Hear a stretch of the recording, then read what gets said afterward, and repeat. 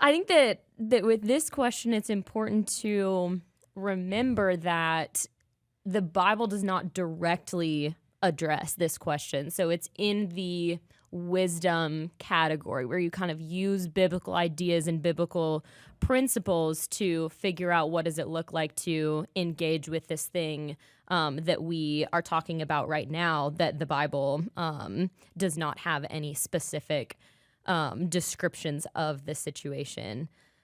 So for me, I think this is a little bit more of, it's less of I think that this is what I would tell everybody to do and more so just where I would land.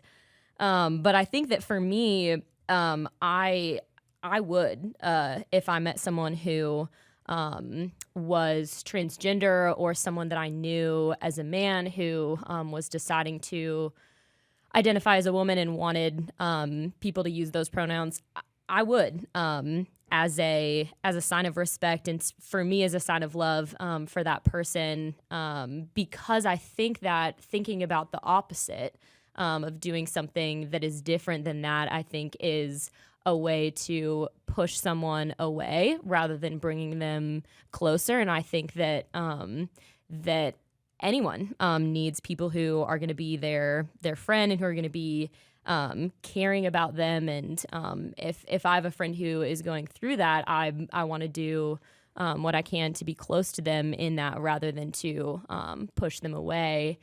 So yeah, I think initially that's what I would say. Yeah, I love what Casey says, that this is not a question of what's moral. It's a question of what's wise or what's loving. Christians have landed on two different sides of that. So one side is if somebody is, their body, their cells, their DNA all say one thing, and they're saying, but I want to identify as something else.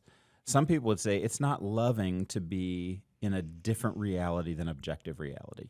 The position of somebody saying, I'm going to identify somewhere differently is reality denying in terms of their own biology and science.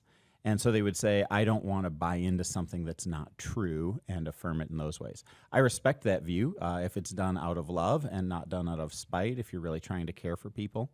And then there's the other view that Casey mentioned that's also a valid Christian viewpoint to say, look, for me, loving means staying in a relationship with somebody. And if I don't use the pronouns that they prefer, that just submarines the relationship, and it gives me no more opportunities to continue to be loving to them. Mm-hmm.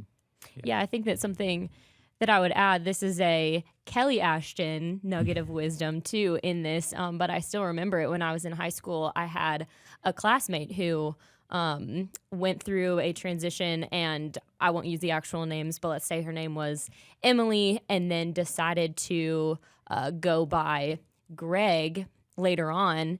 And we were sitting around the dinner table one night, and I was asking this question, like, if Jesus were here, what would Jesus call this person? And my mom was saying, I don't think that he would be wrestling back and forth between Emily or Greg. I think that what he would call that person is beloved and cherished and in his image. And that also is just a helpful frame of mind. And I think something that I've always kept in mind too, is not letting people's value or worth be determined by the way that they're choosing to label themselves or what they're wrestling through or whatever, but to remember that each individual person is beloved and cherished by God.